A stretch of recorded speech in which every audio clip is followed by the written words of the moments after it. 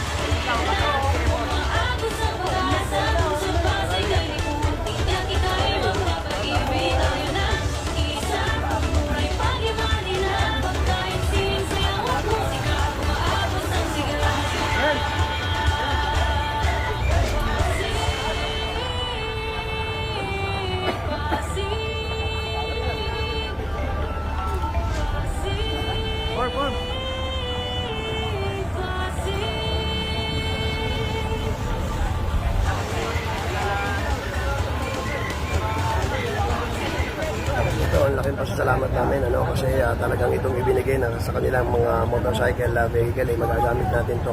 Hindi lamang ito sa pang-araw-araw lang pero ito 24/7 lumalakad yung ating mga tao. Kaya lalo na ngayon per month, so marami tayong mga activities and events. So magagamit yan, lalo na yung mga shifting natin sa Bantay Pasig, sa Action Line at sa buong POD.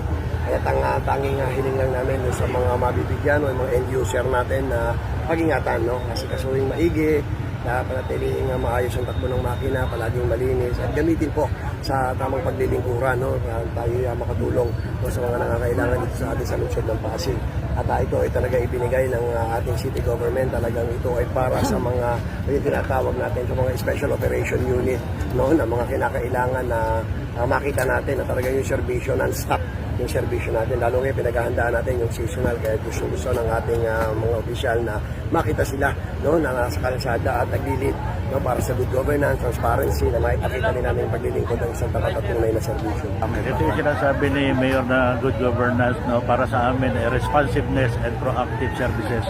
Magkaroon kami ng mabilis na responde pag may tawag ang C3.